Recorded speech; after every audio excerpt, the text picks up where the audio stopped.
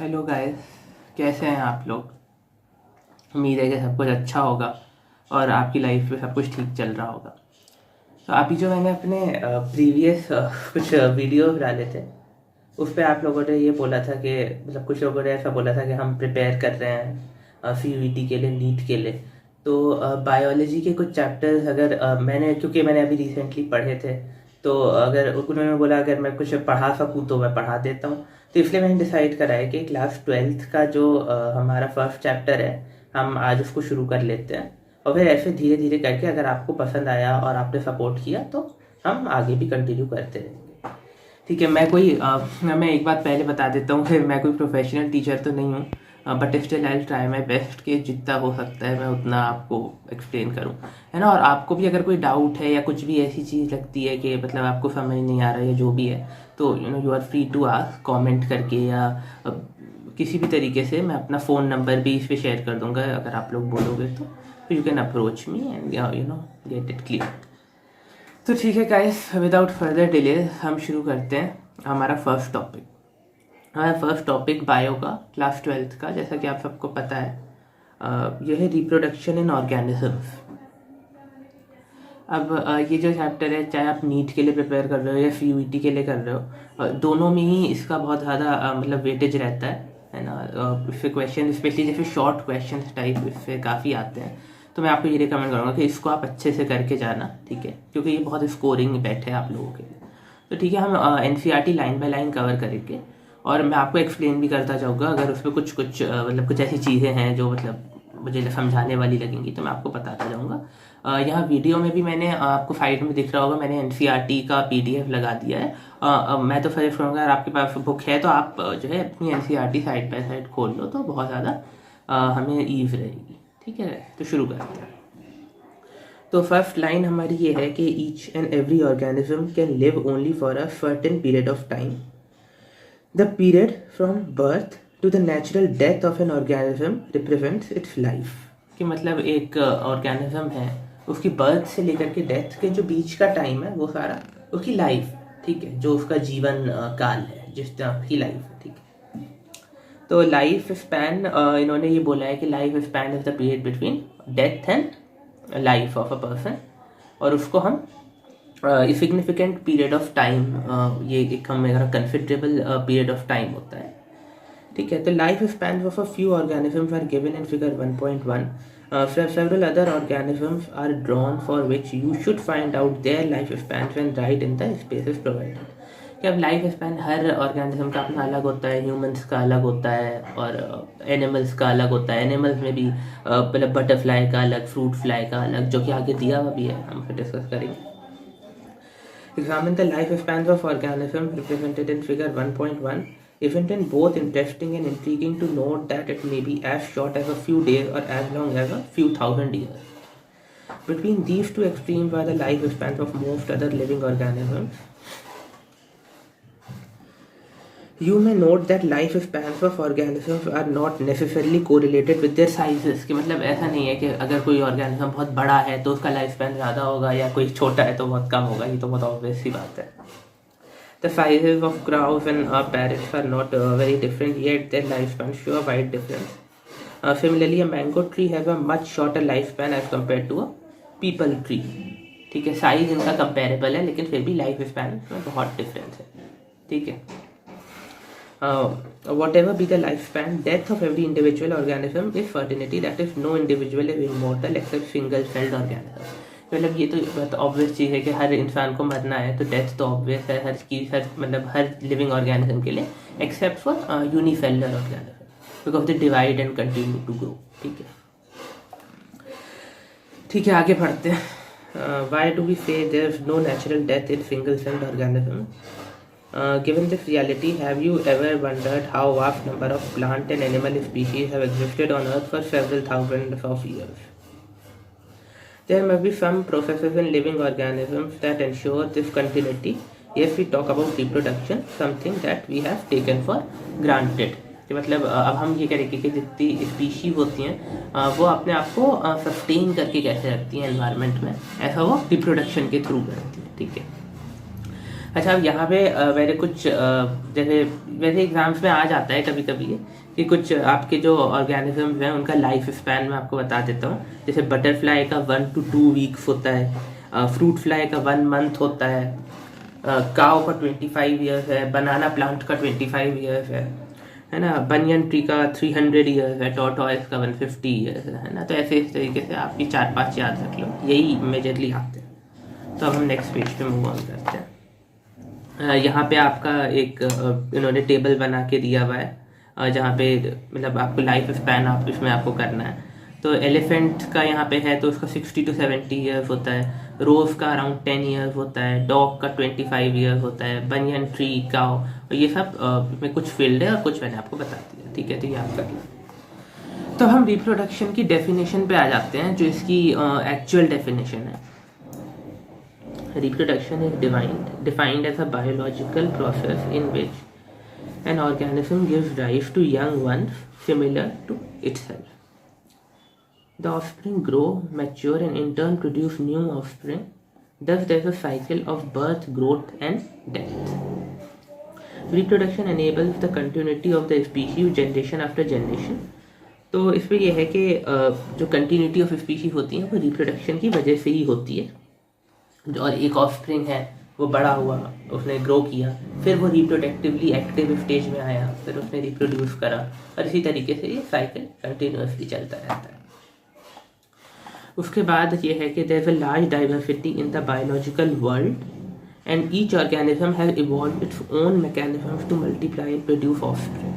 हर organism का अपना एक अलग तरीका होता है अपने ऑफस्प्रिंग्स को प्रोड्यूस करने का। ठीक है, the organism's habitat, its internal physiology and several other factors are collectively responsible for how it reproduces. ठीक है, वो कहाँ रहता है, उसका हैबिटेट क्या है, उसकी इंटरनल फिजियोलॉजी क्या है, उसकी बॉडी स्ट्रक्चर कैसा है, ये सारी चीज़ें कलेक्टिवली डिटरमाइन करती हैं कि उसका जो है वो किस तरीके से रिप्रोड्यूस करेगा। मतलब वो ऑर्गेनिज्म रिप्रोड्यूस थ्रू एग्स, या वो आपको directly it will give birth to young ones. वो इन दो चीज़ों पर ही डिपेंड करता है, हैबिटेट एंड इंटरनल फिजियोलॉजी। उसके बाद जो है based on whether there is participation of one organism और two in the process of reproduction, it is of two types. When offspring is produced by a single parent with और without the involvement of gamete formation, the reproduction is asexual, क्योंकि जहाँ fertilisation नहीं होगा वो asexual reproduction है। ठीक है, and when two parents of opposite sex participate in reproductive process and involve fusion of male and female gametes, then it is called sexual reproduction. ये तो आप सब अपनी बेसिक मतलब प्रीवियस क्लासेस से पढ़ते हुए आते हो, तो कुछ है नहीं।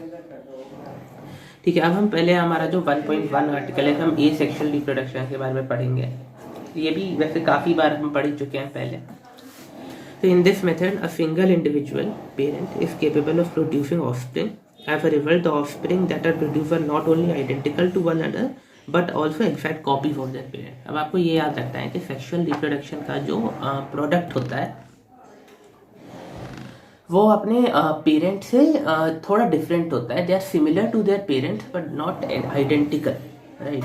while products of asexual reproduction they are totally identical, है ना. तो ये चीज़ आपको याद रखनी है क्योंकि मेल और फीमेल गैमेट दोनों का फ्यूजन होता है तो दोनों की फिजिकल कैरेक्टरिस्टिक्स वो मैच होती है. और इसमें लेकिन इसमें एसेक्सुअल में आपकी क्लोन्स बन जाते हैं, आइडेंटिकल बन जाते हैं, ठीक है, जो ऑफस्प्रिंग होते हैं. तो हम आगे रीड कर लेते हैं. Are the offspring likely to be genetically identical और डिफरेंट. तो ये जेनेटिकली भी आइडेंटिकली होता है. The term clone is used to describe such morphologically and genetically similar individual. Morphologically भी सिमिलर है, जेनेटिकली भी सिमिलर है, मतलब इंटरनल और इसका एक्सटर्नल स्ट्रक्चर दोनों सिमिलर है, ठीक है. ये तो ईजी था. अब जैसे यहाँ पे इन्होंने हमें एग्जांपल दिया हुआ है cell division in unicellular organisms like budding in yeast and binary fission in amoeba. तो आप यहाँ देख सकते हो फिगर 1.2 में ए पार्ट और बी पार्ट पे कि कैसे बडिंग हो रही है ईस्ट में और बाइनरी फिजन हो रहा है अमीबा में. बडिंग में क्या है, बड फॉर्मेशन हो जाता है और फिर वो बड बाद में जाके डिटैच हो जाता है पेरेंट बॉडी से. और अमीबा में क्या है कि वो स्प्लिट हो रहा है ना, और स्प्लिट होके फॉर्म्स टू सेपरेट अमीबा. ठीक है, इसका पार्ट भी रीड कर लेते हैं. Let us see how widespread asexual reproduction is among different group of organisms. Asexual reproduction is common among single-celled organisms and in plants and animals with relatively simple organization. जो unicellular organism होते हैं ये ज़्यादातर उन्हीं में देखा जाता है. ठीक है, और ये जो मतलब बाहर की बात है वो यूनिसेलुलर है तो उनका सिंपल, उनका इंटरनल स्ट्रक्चर भी उनका सिंपल. ठीक है. In protist and moneran the organism or the parent cell divides by mitosis into two to give rise to new individuals, and thus in these organisms cell division is itself a mode of reproduction. तो protist और monerans जो होते हैं ये किस तरीके से reproduce करते हैं? They reproduce through cell division. ठीक है, तो ये आप याद रख लेना. अच्छा, फिर बात आ जाती है हमारी बाइनरी फिजन की. Next page. Many single-celled organisms reproduce by binary fission. Binary means two and fission means division. So division into two offsprings. Where a cell divides into two halves when each rapidly grows into an adult, for example, amoeba and paramecium. तो guys हमने binary fission देख लिया amoeba में. ठीक है, इसके बाद अब हम ईस्ट में देखेंगे कि बडिंग किस तरीके से होती है. तो मैं वो पार्ट ट्रीट करता हूँ. In Eve, the division is unequal and small buds are produced that remain attached initially to the parent cell, which eventually gets separated and mature into new Eve organisms or cells. ठीक है, ये तो हमें पता ही है. Under unfavorable condition, the amoeba withdraws its pseudopodia and secretes a three-layered hard covering or cyst around itself. This phenomena is called एनसिस्टेशन. तो ये एनसिस्टेशन की डेफिनेशन बहुत इंपॉर्टेंट है कि जब भी अमीबा अपना बाइनरी फ्यूजन कर रहा होता है और उस टाइम कोई अनफेवरेबल कंडीशन हो जाती है तो वो क्या करता है, इसको ये है थ्री लेयर्ड हार्ड कवरिंग वो अपने अराउंड प्रोड्यूस कर लेता है. इसको एक सिस्ट की तरह हम कंसिडर करते हैं और इसी प्रोसेस को हम एनसिस्टेशन बोलते हैं. ठीक है, तो ये आपको पता होना चाहिए कि ये अमीबा द्वारा किया जाता है कब? अनफेवरेबल कंडीशन में. ठीक है. When favorable conditions return, the encysted amoeba divides by multiple fission and produces many minute amoeba or pseudopodiospores. Pseudopodiospores वो जो बाद में आपका pseudopodia फॉर्म कर लेते हैं. ठीक है. The cell wall bursts out and the spores are liberated in the surrounding medium to grow up into many amoebae. This phenomena is known as sporulation. ठीक है. अब आपको ये बात याद रख लेनी चाहिए कि sporulation has a dispersive intent. Dispersive intent का मतलब क्या होता है कि जैसे वो सिस्ट खुलेगा जितने भी, क्योंकि इसके अंदर मल्टीपल फिजन हो रहा है. वैसे नॉर्मल कंडीशन में अमीबा बाइनरी फिजन करता है, लेकिन अनफेवरेबल जब सिचुएशन आएंगी तो अमीबा मल्टीपल फिजन करेगा क्योंकि वो सिस्ट के अंदर बार बार फिजन करता रहेगा, जिसको हम मल्टीपल फिजन बोलते हैं. और एक साथ फिर जब स्पोरुलेशन होगा तो ये सारे जो फीडोपोडियोस्पोर हैं ये अमीबे के शक्ल में उस सिस्ट से बाहर निकलेंगे जब सिफ्ट ब्रेक होगी, तो जब फेवरेबल कंडीशन वापस आ जाए. ठीक है गाइस, तो अब तो ये क्लियर होगा, है ना. तो अब हम यहाँ पे जो डायग्राम ऊपर दिया हुआ है फिगर 1.3 उसको हम एक बार देख लेते हैं. Asexual reproduction and structure zoospores of Chlamydomonas. A है, बी है conidia of Penicillium, C is buds in Hydra and D a gemmules and sponge. तो इन डायग्राम्स को आप जो है देख लेना क्योंकि ये आपके आइडेंटिफिकेशन के लिए भी आ जाते हैं, है ना. तो ये हो गए आपके डायग्राम्स. उसके बाद हम नेक्स्ट पेज पे चलते हैं. यहाँ पे हमें दिया हुआ है फिगर 1.4. इसमें है vegetative propagation in angiosperms, eyes of potato. A, ठीक है, आईज तो आप सबने देखी होंगी, आलू में पोटैटो में होती हैं. ठीक है, उसकी ग्रोथ जहाँ से होती है. Rhizome of ginger. B, C is bulbul of agave. Leaf buds in bryophyllum. And E is offset of water hyacinth. Offset क्या होता है? water hyacinth में जैसे दो अलग अलग आपके ये structures हैं, plant structure. Offset is basically a pipe like of a structure which connects both of these independent plant structure. ठीक है, तो हम इसके बारे में पढ़ते हैं. और Members of the kingdom fungi and simple plants such as algae reproduce through special asexual reproductive structures. The most common of these structures were roof posts that usually are microscopic motile structure. ठीक है, roof posts जो होते हैं ये microscopic होते हैं और motile होते हैं. Other common asexual reproductive structures were conidia, पेनिफिलियम में होता है, bird hydra and gemmules and sponge. ठीक है, तो आपको ये चीज़ याद रखनी है कि कौन सा mode effectual mode of reproduction किस ऑर्गेनिज्म में शो किया जाता है. ठीक है, अब यहाँ पे लिखा हुआ है कि while in animals and other simple organisms the term asexual is used to unambiguously, in plants the term vegetative reproduction is frequently used, है ना. In plants the unit of vegetative propagation such as the runner, rhizome, sucker, tuber, offset, bulb are all capable of giving rise to new offspring. जैसा कि अभी हमने diagram में ऊपर देखा. These structures are called vegetative propagules. क्यों? क्योंकि इससे प्रोपगेशन होता है, इससे एक तरीके का एसेक्सुअल रिप्रोडक्शन होता है. ठीक है, अब हम नेक्स्ट पेज पे जाते हैं. नेक्स्ट पेज पे यहाँ पे है obviously since the formation of the structure does not involve two parents, तो ये एसेक्सुअल है. दिस इज वेरी ऑब्वियस, है ना. The process involve asexual in some organisms if the body breaks into distinct pieces fragments. Each fragment grows into capable adult which further produces offspring. Such kind of a mode of an asexual reproduction is known as fragmentation. और fragmentation कहाँ आपको देखने को मिलता है, किस organism में? Hydra. ठीक है, कि वो फ्रैगमेंट्स में डिवाइड हो जा रही है parent body, then each fragment grows into mature adult hydra, और then when they get matured they are also capable of reproduction, and this is how the cycle continues.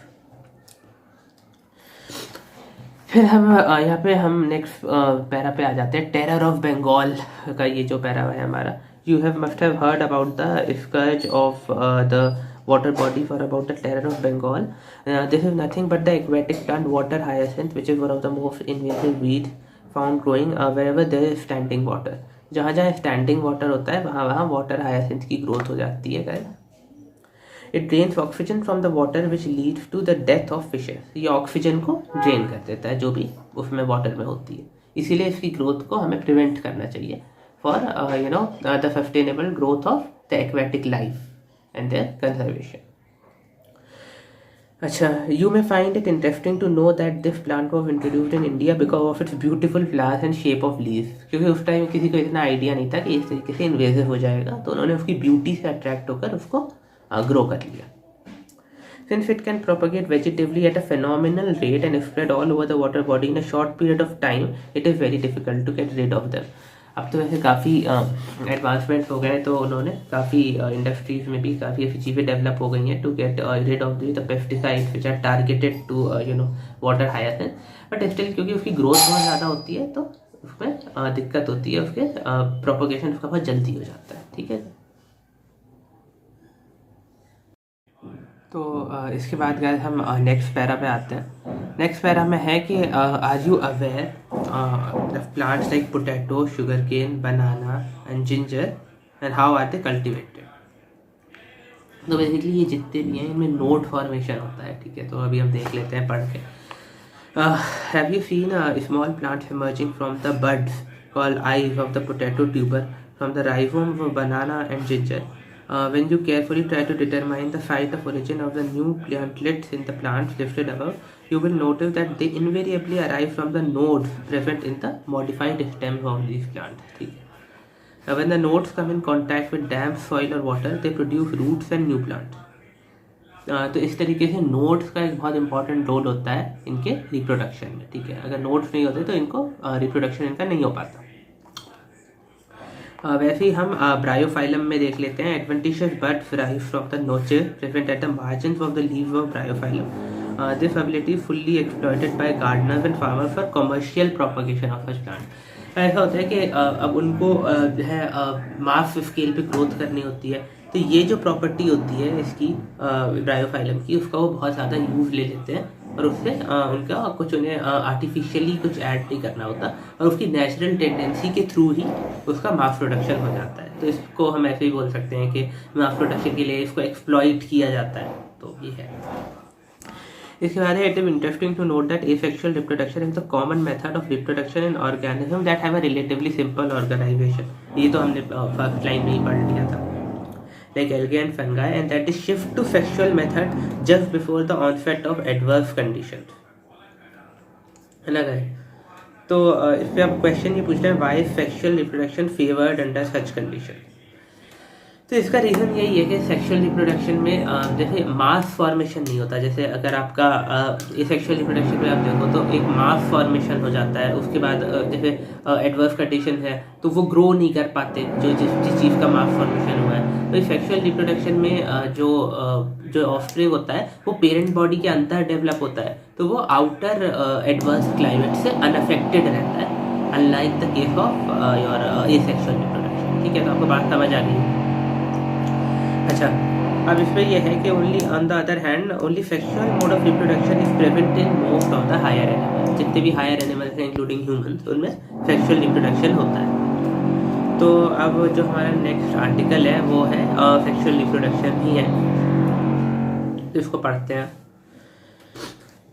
Sexual reproduction involves the formation of the male and female gametes either by the same individual or by different individuals of opposite sex। तो कभी same individual या different individual लेकिन of opposite sex, ठीक है, same sex नहीं। These gametes fuse to form the zygote which develops to form the new organism। ये चीज़ तो आप 8th 9th क्लास में पढ़ते हैं। It is an elaborate, complex and the slow process as compared to asexual reproduction। Because of the fusion of male and female gametes, sexual reproduction results in offspring that are not identical to the parent or among themselves। Similar, they are still similar, but they are not identical। ठीक है। A study of diverse organisms, plants, animals, or fungi show that though they differ so greatly in external morphology, internal structures and physiology, when it comes to sexual mode of reproduction, surprisingly have a similar pattern. क्योंकि उनका mode of reproduction same है, तो उनका जो उनका reproductive body structure है वो same है। जबकि अगर आप देखो तो physically they might look very different, but still reproductively they are quite similar. तो अब उसको हम एक एक करके डिस्कस करने वाले हैं। तो गाइस, वीडियो का जो नेक्स्ट पार्ट है वो ये है कि all organisms have to reach a certain stage of growth and maturity in their life before they can reproduce sexually. क्योंकि कोई इंसान अपना बर्थ होती है तो कोई रिप्रोड्यूस नहीं कर सकता। So this period of growth is called as juvenile phase. तो जितना भी आपका रिप्रोडक्टिव मैच्योरिटी अटेन करने तक का फेज होता है उसको जुवेनाइल फेज बोलते हैं। It is known as vegetative phase in plants. This phase is of variable duration in different organisms. मतलब कुछ ऑर्गेनिज्म जल्दी रिप्रोड्यूस करते हैं और कुछ रिलेटिवली देर में रिप्रोड्यूस करते हैं। द एंड ऑफ जुवेनाइल और vegetative phase which marks the beginning of the reproductive phase. जब ये फेज जुवेनाइल फेज खत्म होता है तभी रिप्रोडक्टिव फेज स्टार्ट होगा। In higher plants when they come to flower. तो जब प्लांट्स में ये फेज कब ओवर होता है? जब when they start to flower then their vegetative phase gets over and reproductive phase begins. ठीक है, तो उसके बाद ये है कि observe a few trees in your area, do they flower during the same month year after year? Why do you think the availability of fruits like mango, jackfruit etcetera is seasonal? कुछ fruits कुछ particular season में मिलते हैं, ऐसा क्यों होता है? जी, इन्होंने कुछ क्वेश्चंस दिए हुए हैं बेसिकली। तो are there some plants that flower throughout the year, some other which show seasonal flowering? Plants, the annual and biennial type show clear-cut vegetative, reproductive and senescent phases. ठीक है।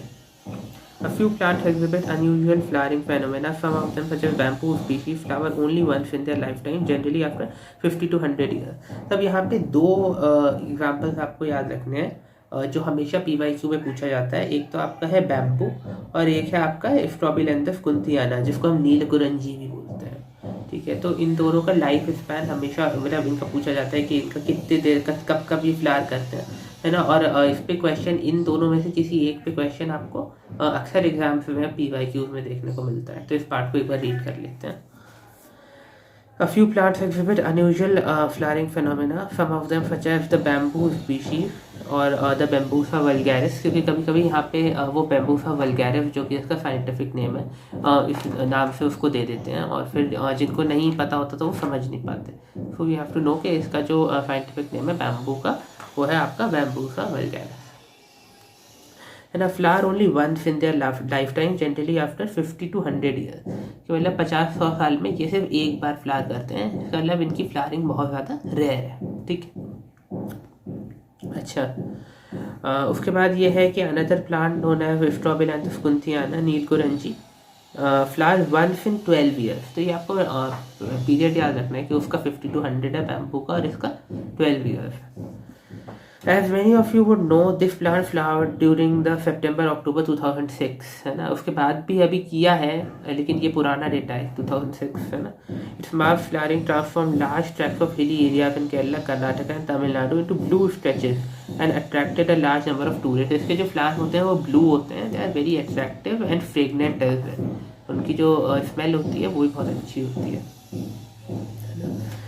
तो in animals juvenile phase is followed by morphological and physiological changes, जैसे कि आप humans में देख सकते हो, हम लोगों में जब रिप्रोडक्टिव एज हम रीच करते हैं तो फिजिकल चेंजेस आते हैं, बायोलॉजिकल चेंजेस आते हैं prior to the active reproductive behaviour. The reproductive phase is also variable duration in different organisms, ठीक है, ये तो बहुत ऑब्वियस सी बात है।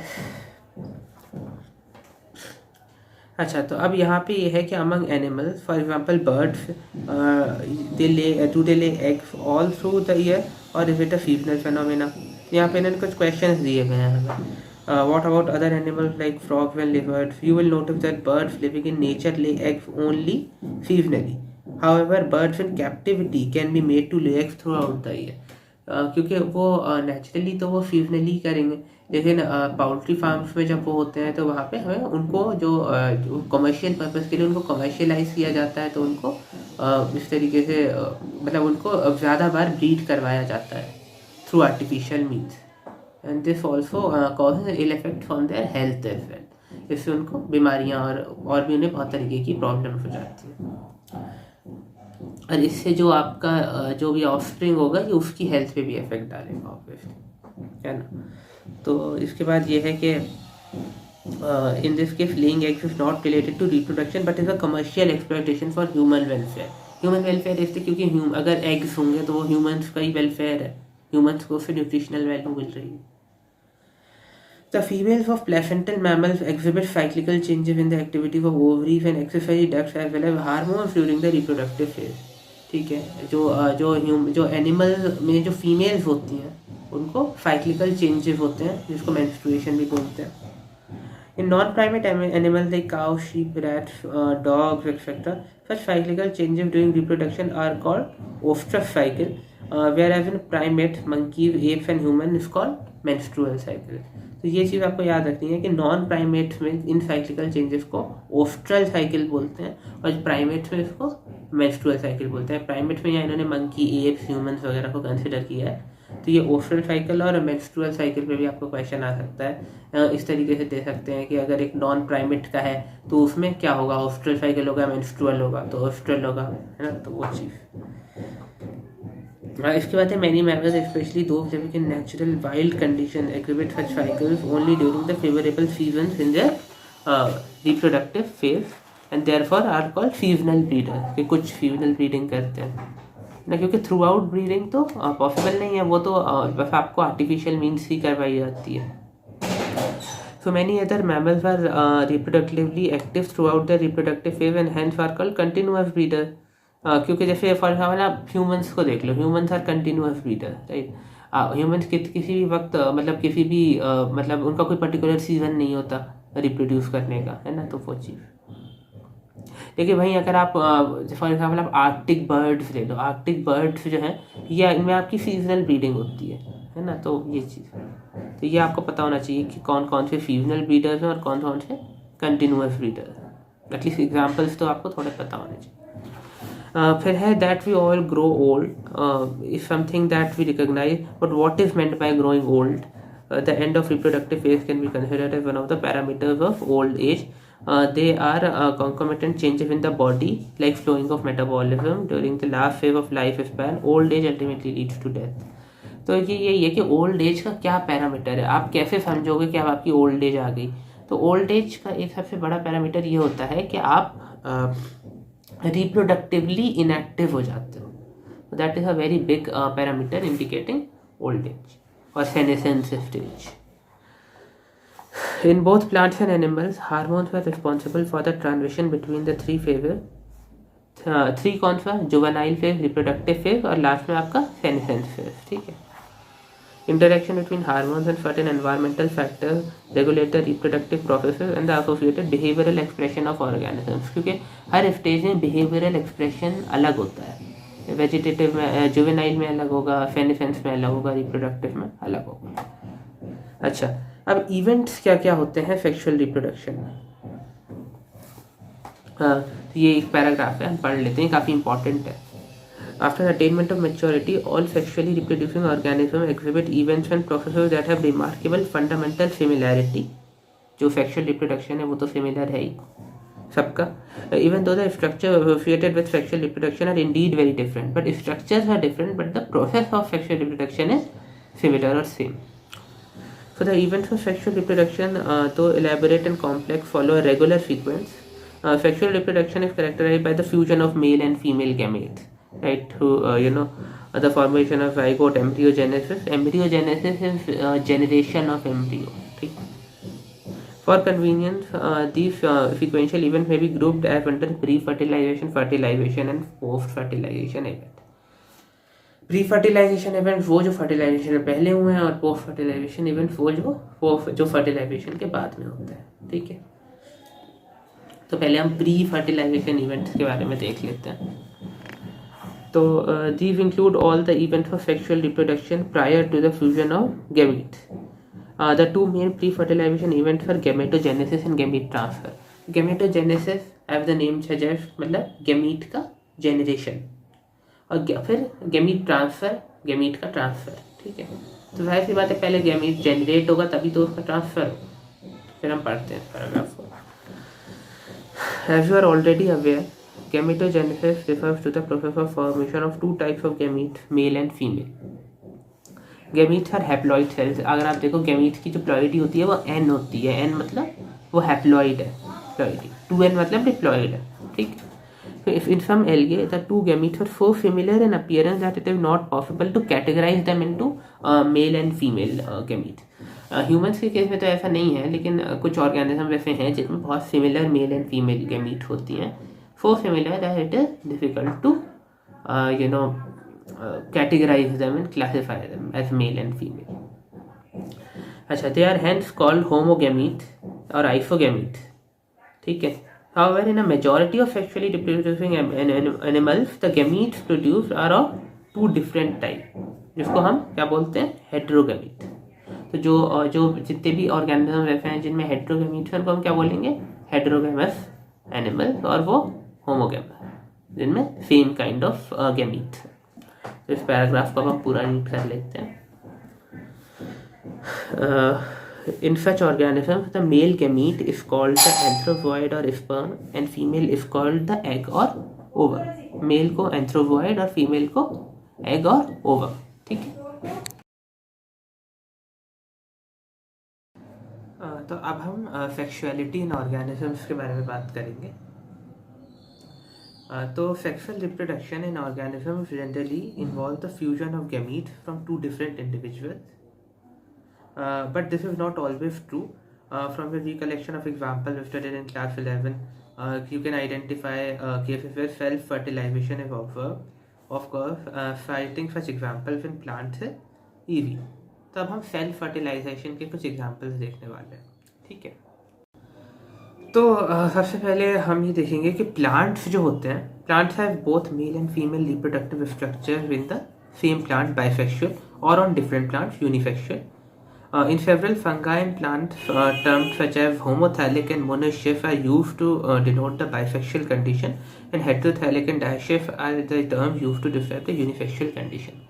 अब प्लांट्स में ऐसे होता है कि कुछ प्लांट्स ऐसे होते हैं जिन पे मेल पार्ट और फीमेल पार्ट दोनों एक ही प्लांट पे होता है.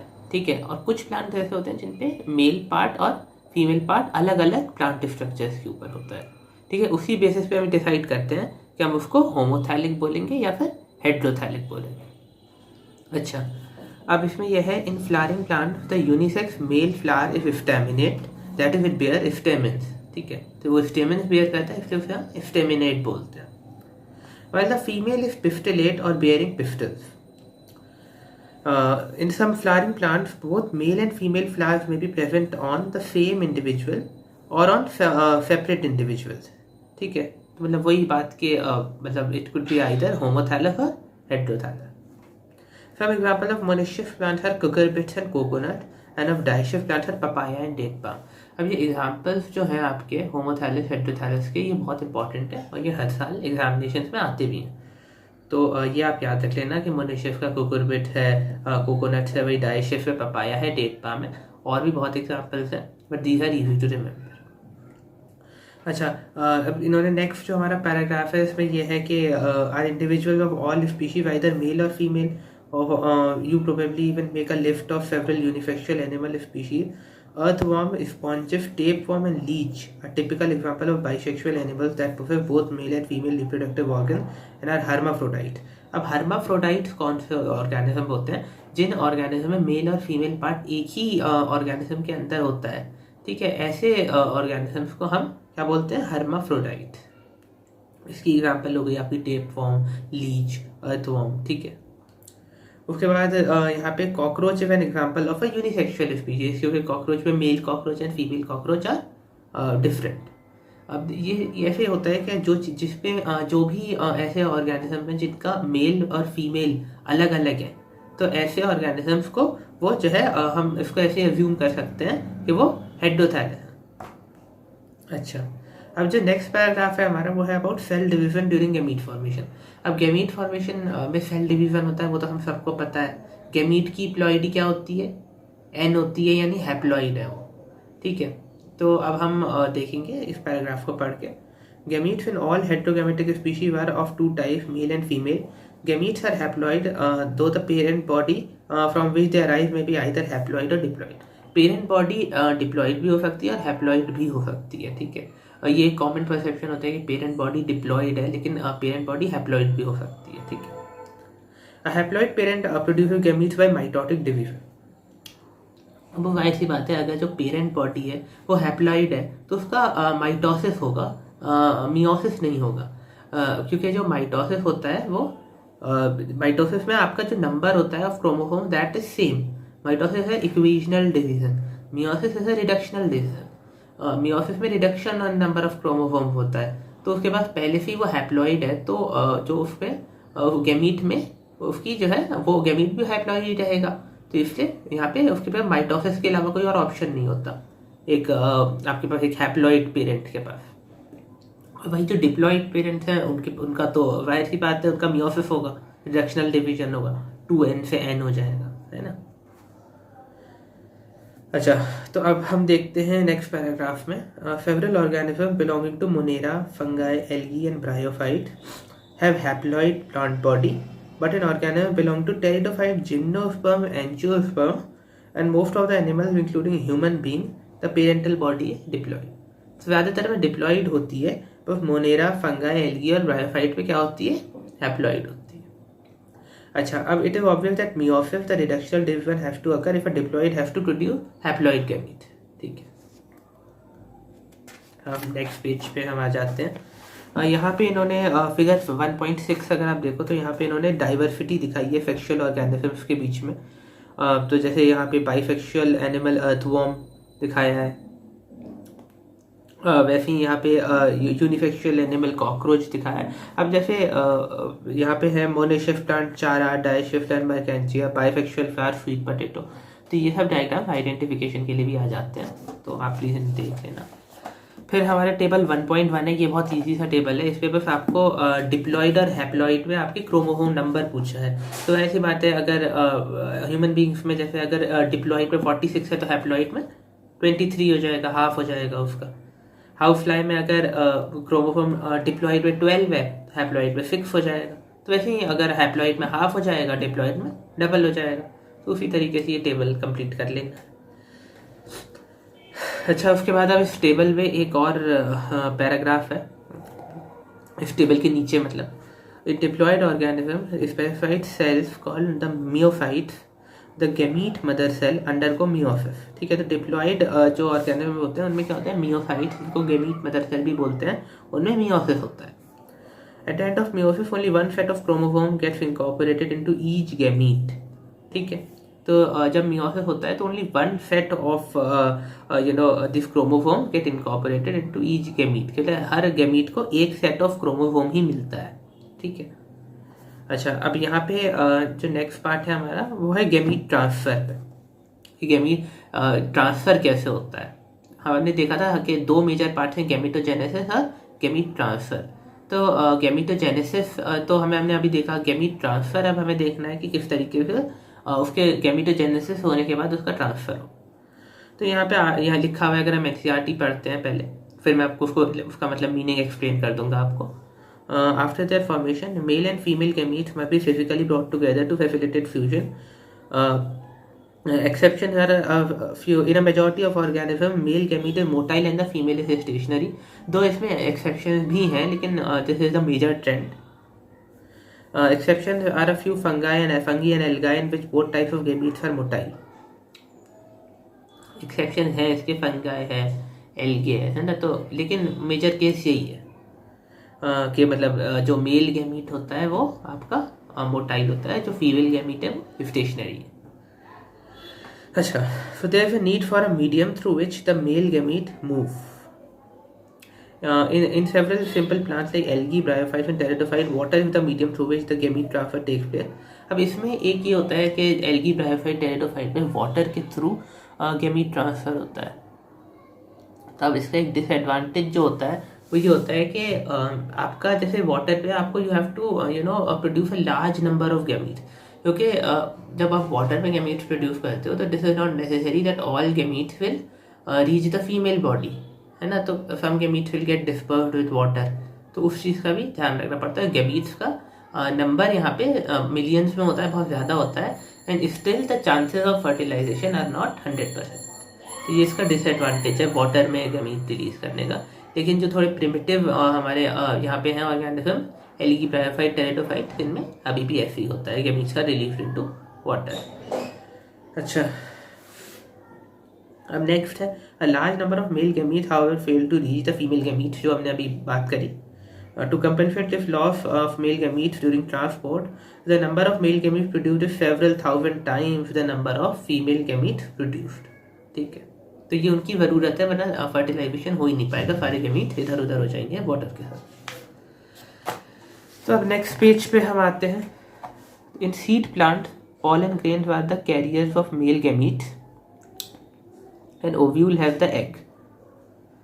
Pollen grains produced in anthers therefore have to be transferred to the stigma before it can lead to fertilization. अब यहाँ पे हमें एक मीडियम की ज़रूरत होती है इसको जो है ट्रांसफ़र के लिए, कि मेल गैमीट्स की इस केस में, सीड प्लांट्स के केस में, ठीक है।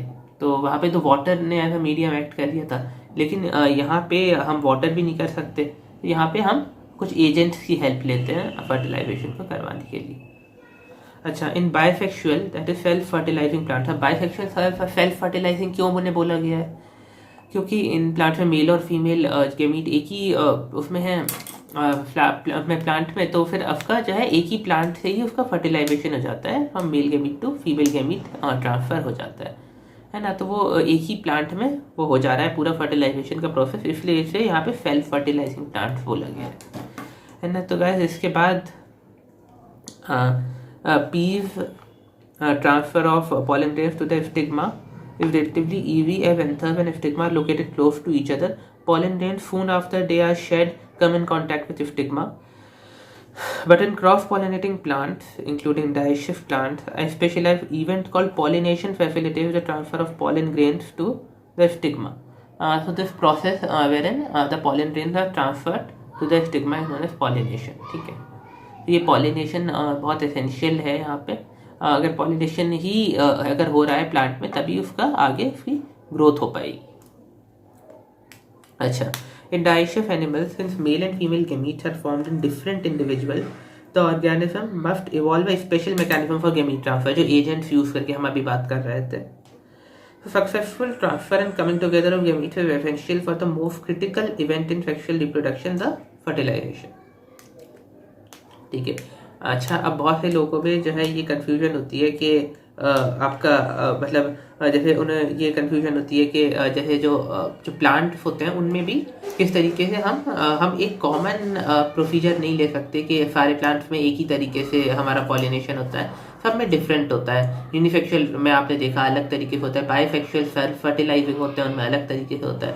तो प्लांट्स तक में कितनी डाइवर्सिटी है in the way they reproduce, है ना, तो वो चीज़ है। अब नेक्स्ट हमारा जो यहाँ पे सेगमेंट है वो फर्टिलाइजेशन पे है। तो fertilisation is basically it can also be termed as syngamy, ठीक है, फ्यूजन ऑफ गैमीट। अब इसके बारे में हम जल्दी से थोड़ा पढ़ लेते हैं, वैसे बेसिक आइडिया तो हमें है ही already. So the most vital event of sexual reproduction is perhaps the fusion of gametes. This process is called syngamy and results in the formation of a diploid zygote. क्योंकि male gamete haploid, female gamete haploid, ये haploid मिला के आपका diploid zygote बना देते हैं। The term fertilization is also often used for this process. The terms syngamy and fertilization are frequently used though interchangeably. जो इनके बीच में भी माइन्यूट डिफरेंसेस हैं, लेकिन उनके बारे में हम अभी बात नहीं करेंगे। So what would happen if syngamy does not occur? However, it has to be mentioned here that in some organisms like rotifers and honeybees and even some lizards, the female gamete undergoes development to form new organism without fertilization. This phenomena is known as parthenogenesis. Especially ये honeybees में parthenogenesis बहुत होता है, यहाँ पे female gamete does not undergo fertilization. Instead, it goes several structural and morphological changes through which it develops a new offspring. So that is what is known as parthenogenesis. अच्छा, parthenogenesis को हम virgin birth भी बोलते हैं, क्योंकि इसमें आपका fertilisation नहीं होता, तो इस वजह से। अच्छा, तो वेयर डज सिंगेमी अकर? अब ये होता कहाँ पे है सिंगेमी, तो वो चीज़ अब हम देखते हैं। In most aquatic organisms such as majority of algae and fishes as well as amphibians, syngamy occurs in the external medium water. ठीक है, आप देखो कि जितने भी जो प्रिमिटिव जो क्रिएचर हैं उनमें जो आपका ये है, ये एक्सटर्नल मीडियम ही आमतौर पे उनका होता है सिंगेमी के लिए या फर्टिलाइजेशन के लिए। वहीं जो थोड़े हायर ऑर्गेनिज्म होते हैं, डेवलप्ड होते हैं, उनमें आपका वो होता है मतलब उसमें आपका एक हम इंटरनली फर्टिलाइजेशन करते हैं, होता है इस तरीके से जो हायर ऑर्डर के एनिमल। तब हम एनसीईआरटी देख लेते हैं एक बार। This type of gamete formation is called external fertilization as seen in algae, frogs, fishes, etc. Organisms exhibiting external fertilization show great synchrony between the sexes and release a large number of gametes into the surrounding medium in order to enhance the chances of syngamy. लेकिन जैसा कि हमने अभी देखा था कि वो इतने ज़्यादा gametes रिलीज करते हैं, लेकिन तब भी chances of fertilization are not very great, है ना। तो this happens in the bony fishes and frogs where a large number of offsprings are produced. अब इनके ऑफस्प्रिंग्स भी ज़्यादा प्रोड्यूस होते हैं, ऐसा इसलिए क्योंकि गैमीट्स ज़्यादा हैं, तो एक से ज़्यादा गैमीट रीचेस द फीमेल, एक से ज़्यादा मेल गैमीट रीच एक से ज़्यादा female gamete, and hence more number of offsprings are also produced. A major disadvantage is that the offspring are extremely vulnerable to predators, threatening their survival up to adulthood. तब इस पर होता है कि आपके जो जैसे आप एक्वेटिक लाइफ की बात करते होते हैं, सी में भी ओशंस में भी बहुत सारे प्रेडेटर्स होते हैं, बहुत सारी फिशेस होती हैं, वेल्स होते हैं, जो आपके मतलब ये जो यंग ऑफस्प्रिंग होते हैं उनको अडल्टहुड तक पहुंचने से पहले ही उनको खा जाते हैं, उनको बड़ा होने से पहले उनको कंज्यूम कर लेते हैं। तो इस तरीके से ये एक बहुत बड़ा थ्रेट है उनकी ग्रोथ में, उनकी वेलबींग, ठीक है। तो इस पर इनके जो ऑफस्प्रिंग होते हैं वो होते तो बहुत ज़्यादा हैं, लेकिन मतलब उनमें बचते बहुत कम है, अडल्टहुड तक कम जा पाते हैं, ठीक है। तो ये चीज़ आप याद रखना। अच्छा, अगर हम टेरेस्ट्रियल ऑर्गेनिजम्स की बात करें तो उसमें terrestrial organism belong to fungi, higher animals such as reptile, birds, mammals, and in majority of plants like bryophyte, pteridophyte, gymnosperm, angiosperm etcetera. Syngamy occur inside the body, has called internal fertilisation, जो अभी हमने बात करी. In all these organisms, egg is formed inside the female body where they fuse with the male gamete. अब ये बिल्कुल जैसे humans में आपको पता है ये वही चीज़ है. In organisms exhibiting internal fertilization, the male gamete is motile and has to reach the egg in order to fuse with it. तो इसमें मेल मोटाइल होता है, फीमेल इमोटाइल होती है, and the male gamete have to reach female gamete in order to cause fertilisation and pregnancy. अच्छा, इसमें यह है कि in these even though the number of sperm produce is very large, there is a significant reduction in the number of eggs produce. अच्छा, वहाँ पे ये था कि जितनी मेल गेमीट, अगर मेल गेमीट ज़्यादा प्रोड्यूस हो रही थी तो फीमेल गेमीट भी ज़्यादा प्रोड्यूस हो रही थी। लेकिन यहाँ पे जो मेल गेमीट स्पर्म है उसका तो नंबर अभी भी ज़्यादा है, लेकिन फीमेल गेमीट एग का नंबर कम हो गया है ना। So in seed plants however the non motile male gametes are carried to female gamete by pollen tubes. तो वहाँ पे वो नॉन मोटाइल है फीड प्लांट्स में, तो इसलिए पॉलन ट्यूब्स का यूज होता है, लेकिन एनिमल्स में ऐसी किसी भी पॉलन ट्यूब की ज़रूरत नहीं है। अच्छा, तो अब हमारा नेक्स्ट जो सेगमेंट है वो है पोस्ट फर्टिलाइजेशन इवेंट। कि हमने फर्टिलाइजेशन सिंगेमी के बारे में देख लिया, अब फर्टिलाइजेशन के बाद क्या क्या इवेंट होते हैं। ठीक है, उससे पहले एक ये फिगर 1.7 है जो हमने डिस्कस नहीं करी थी, जो मैं अब डिस्कस कर लेना चाहता हूँ आप लोगों के साथ। वो ये है कि होमोगेमेटिक कंटेंट इन एल्गा, ये ए पार्ट पे दिखाया गया है, जहाँ पे फ्यूजन ऑफ गेमीट दिखाया गया है, और फिर एक जाइगोट फॉर्मेशन दिखाया गया है, और उससे एक नए इंडिविजुअल का फॉर्मेशन दिखाया गया, जो कि बहुत ऑब्वियस चीज़ है। वैसे ही सेकेंड पार्ट में आपका germinating pollen grains on the stigma of a flower, तो ये आपका पोस्ट फर्टिलाइजेशन इवेंट है जो यहाँ पे फिगर 1.7 की बी पार्ट में दिखाया गया है। अच्छा, तो अब हमारा जो नेक्स्ट सेगमेंट है वो है पोस्ट फर्टिलाइजेशन इवेंट्स। तो इसमें हमारे मेजर पार्ट्स हैं जाइगोट, एम्ब्रियोजेनेसिस, है ना। तो सबसे पहले हम जाइगोट के बारे में देख लेते हैं। बेसिक आइडिया तो आपको है ही ऑलरेडी कि जाइगोट क्या होता है। मेल और फीमेल गेमीट से फ्यूजन से जो फर्टिलाइजेशन सिंगेमी से जो फॉर्म होता है, जो डिप्लॉइड होता है, उसको जाइगोट बोलते हैं। अब इसको एक बार हम फॉर्मली भी एनसीईआरटी से पढ़ लेते हैं। Formation of the diploid zygote is universal in all sexually reproducing organisms. In organisms with external fertilization, zygote is formed in the external medium, usually water, whereas in those exhibiting internal fertilization, zygote is formed inside the body of organism. तो वैसी बात है भाई, जहाँ पे आपका मतलब fertilisation होगा वहीं पर ही आपका जाइगोट फॉर्मेशन होगा। अगर जाइगोट फॉर्मेशन एक्सटर्नल है, मतलब अगर फर्टिलाइजेशन एक्सटर्नल है तो जाइगोट फॉर्मेशन भी एक्सटर्नल है। अगर फर्टिलाइजेशन इंटरनल है तो जाइगोट फॉर्मेशन भी इंटरनल है ना। तो फर्टिलाइजेशन कहाँ हो रही है उस पर डिपेंड करता है जाइगोट फॉर्मेशन कहाँ होगा, है ना। अच्छा, अब यहाँ पे है further development of the zygote depends on the type of life cycle the organism have and the environment it is exposed to. Environment का बहुत बड़ा रोल होता है जाइगोट के डेवलपमेंट में, नरिशमेंट में। In organisms belonging to fungi and algae, zygote develop a thick wall that is resistant to desiccation and damage. अब algae और फंगाई में ये थिक वॉल क्यों बना ली जाती है जाइगोट पे? क्योंकि दे नीड मोर प्रोटेक्शन, इस वजह से। It undergoes a period of rest before germination, है ना। तो इनको जर्मिनेशन होने से पहले भी उनका थोड़ा सा they have a period of rest. Period of rest है कि उनका जर्मिनेट होने से पहले, मतलब उनका डेवलपमेंट हो चुका होता है लेकिन उनका जर्मिनेशन नहीं हुआ होता। तो इस डेवलपमेंट होने के बाद का जर्मिनेशन होने से पहले के पीरियड को यहाँ पे पीरियड ऑफ रेस्ट बोला गया है, जहाँ पे वो डेवलप्ड होते हैं but still they are not germinated, they are resting, है। अच्छा, फिर इसके बाद है हमारा zygote is the vital link that ensures the continuity of species. Zygote is the gift of reproduction, sexual reproduction, है ना, between organism of one generation and the next. Zygote का ऐसे भी बोला जाता है that it is the connection between two generation. ऐसा क्यों बोला जाता है? क्योंकि एक जनरेशन और दूसरी जनरेशन के बीच का जो कनेक्ट होता है वो जाइगोट के थ्रू ही होता है। अच्छा, every sexually reproducing organism including human begin life as a single cell, the zygote, and this cell is diploid as we all know. ठीक है, एंड ऑल्सो जाइगोट फॉर्मेशन भी बहुत ऑब्वियस सी बात है। Zygote formation is indicative of the fact that pre-fertilization event and fertilization have successfully taken place. That is why the post-fertilization events are taking place. अच्छा, अब हमारा next part इसका है embryogenesis. Embryogenesis मतलब एम्ब्रियो का generation, ठीक है। अच्छा, अब यहाँ पे जो आपका जाइगोट है वो तो यूनिसेल्युलर है, लेकिन जो एम्ब्रियो होता है वो मल्टीसेल्युलर होता है। जाइगोट का जब डेवलपमेंट हो जाता है, उसका नरिशमेंट होता है, तभी एम्ब्रियो फॉर्म होता है, ठीक है। तो अब हम एम्ब्रियो का हम पार्ट पढ़ लेते हैं एनसीईआरटी से। Embryogenesis refers to the process of development of embryo from the zygote. Embryo is developed from zygote. During embryogenesis zygote undergoes cell division, mitosis and cell differentiation. तो ये चीज़ हमेशा पूछी जाती है कि zygote, how does zygote undergoes development to form a embryo.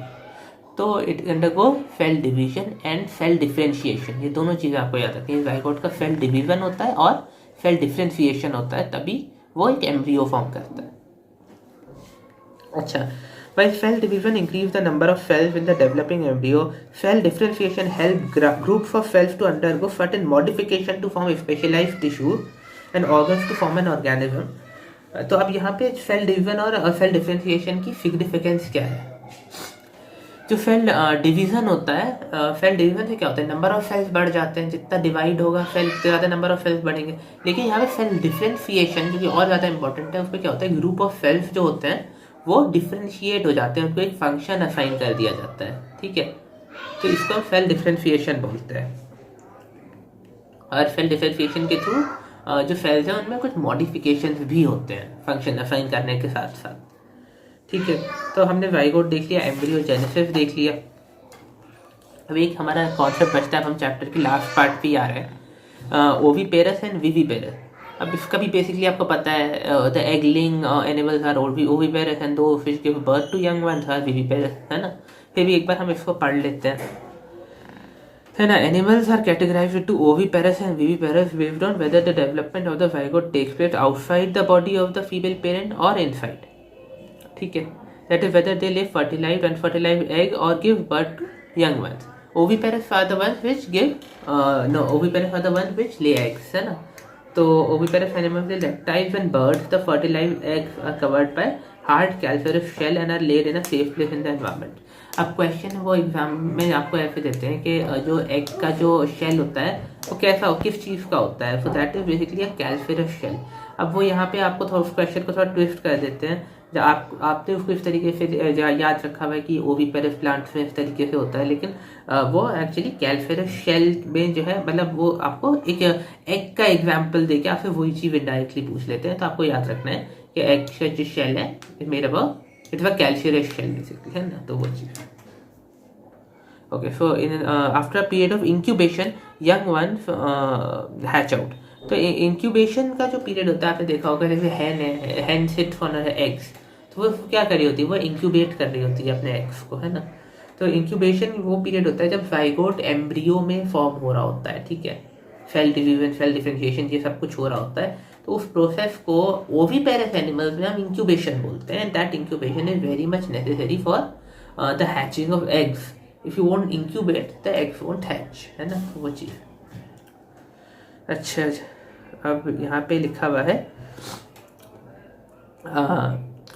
On the other hand in viviparous animal, जैसे हम मैमल्स, हम ह्यूमंस की बात करते हैं विविपेरस में, तो यहाँ पे क्या होता है, डायरेक्टली एग्स ले होते हैं, सॉरी एग्स नहीं, डायरेक्टली यहाँ पे बर्थ हम देते हैं ह्यूमंस को, जो है ह्यूमन और जितने भी हायर ऑर्डर के एनिमल्स हैं वो क्या करते हैं, directly give birth to young ones and hence they are known as viviparous. तो इंक्यूबेशन वगैरह विविपेरस में कुछ नहीं होता, ठीक है। अच्छा, so the zygote develops from a young one inside the body of the female organism. After attaining the certain stage of growth, the young ones were delivered out of the body of the female organism. Because of proper embryonic care and protection, the chances of survival of young ones in viviparous organism are greater. क्योंकि आपको पता है यहाँ पे security ज़्यादा है zygote को, embryo को, क्योंकि यहाँ पे वो फीमेल बॉडी के अंदर है, inside female body, so they are more safe, they are more secure than the eggs. Eggs तो कोई ले भी सकता है, एग्स तो टूट फूट भी सकते हैं, है ना। Similar you know thing goes with your the remaining cases which we saw, है ना। लेकिन ये जो आपका जो तरीका है विविपेरस ऑर्गेनिज्म का, ये बहुत सेफ है और इसमें आपका डिलीवरी के थ्रू जो chance of you know the chance of the young one being safe is also great, है ना, क्योंकि यहाँ पे सिक्योरिटी ज़्यादा है ऑब्वियसली, है ना। तो फिर ये है हमारा लास्ट पैरा इस चैप्टर का कि in flowering plant the zygote is formed inside the ovule, ठीक है। जाइगोट ओव्यूल के अंदर फॉर्म होता है। After fertilisation the sepals, petals and the stamen of the flower wither off and fall away, ठीक है। तो जब आपका ये स्टेमन, सेपल्स वगैरह, पेटल्स, ये सब आपके ये फिर बाद में फर्टिलाइजेशन के बाद में ये सब फॉल ऑफ हो जाते हैं, अपनी जगह से टूट फूट जाते हैं, ठीक है। So the zygote develops into the embryo and the ovule develops into the seed. Zygote embryo में बदल जाता है, ovule seed में बदल जाता है. The ovule develops into the fruit, which develops a thick wall called pericarp. अभी जो फ्रूट, जो ओवरी जो है वो फ्रूट में डेवलप हो गया, और फ्रूट के अराउंड क्या डेवलप हो गया, पेरिकार्प। पेरिकार्प क्या होता है, it is a protective layer basically. तो ये प्रोटेक्टिव लेयर क्या करती है, इट प्रोटेक्ट्स द फ्रूट, ठीक है। That is protective in function. After dispersal, seeds germinate under favorable conditions to produce new plants, है ना। तो जब ये जो फीड होते हैं इनको डिस्पर्स कर दिया जाता है तो फिर ये फर्दर नए प्लांट्स इनसे प्रोड्यूस होते हैं, ठीक है। तो अब यहाँ पे हमारा एक फिगर 1.8 है जिसपे हमें few kind of fruit showing feeds and protective pericarp, है ना। तो यहाँ पे फीड्स और पेरिकार्प को शो किया गया है। अच्छा, अब यहाँ पे एक बहुत इंपॉर्टेंट टर्म है इंटेग्यूमेंट का। इंटेग्यूमेंट आई होप आपको पता ही होगा कि it is a protective covering around which ovule develops into the feed coat after the fertilisation, है ना। तो ये इंटेग्यूमेंट से इस तरीके की जो छोटी छोटी सी डेफिनेशन है ये लोग पूछ लेते हैं, है ना। जैसे पेरिकार्प की डेफिनेशन पूछ ली, इंटेग्यूमेंट्स की पूछ ली, है ना। तो इस तरीके से आपको याद रखना है, और ओविपेरस और विविपेरस ऑर्गेनिज्म के एग्जाम्पल्स भी आपको याद रखने हैं, ठीक है। तो this was all about this chapter, और मैंने कोशिश करी कि मैं सारी जितनी लाइन्स हैं एक एक लाइन को मैंने अच्छे से कवर किया है, और एक एक जो फिगर्स बने हुए हैं, जो डायग्राम्स बने हुए हैं उनको भी कवर किया है। अब आई होप आपको समझ आया होगा, और अगर आपको अच्छा लगा तो आप प्लीज़ सपोर्ट करो और इस चैनल को लाइक शेयर और सब्सक्राइब करो। और अगर आप बोलोगे या आपने मतलब इंटरेस्ट शो किया तो मेरे पास इसके नोट्स भी हैं जो मैंने खुद बनाए थे प्रिपेयर करते टाइम पे, तो अभी वो मेरे पास रखे हुए हैं। तो इफ़ यू से I share it with you, है ना। मैं आपके साथ उसको शेयर कर दूंगा अगर आप बोलोगे तो, है ना। क्योंकि वो वैसे तो मतलब हम लोग इतने सही तरीके से पढ़ लिया है कि वैसी सारी चीज़ें क्लियर है, लेकिन उसमें बस मैंने थोड़ा सा शॉर्ट करके चीज़ों को लिखा हुआ है कि मतलब it is like easy to memorise and easy to revise, है ना, काइंड ऑफ अ थिंग। तो अगर आपको वो चीज़ सही लगेगी तो आप मुझे कॉमेंट में बोल देना, नोट्स आप लिख देना कॉमेंट में, तो मैं आपके साथ नोट्स शेयर कर दूंगा। तो this was all about it guys, I hope आपको सही लगा होगा, और अगर आपने अपना सपोर्ट रखा तो फिर हम नेक्स्ट चैप्टर्स के साथ भी धीरे धीरे आएंगे, ठीक है। और अगर आपको कुछ इम्प्रूवमेंट लगता हो मेरे पढ़ाने के तरीके में, क्योंकि मैंने पहले ही बताया था कि मैं कोई प्रोफेशनल टीचर नहीं हूँ, तो आप कमेंट से मुझे रिकमेंडेशन दे सकते हो कि मैं किस तरीके से और इम्प्रूव कर सकता हूँ। तो I just try to give my best, है ना। और बाकी I am open to constructive criticism, और बाकी जो भी है आप मुझे कमेंट कर देना। I hope you liked it, thank you.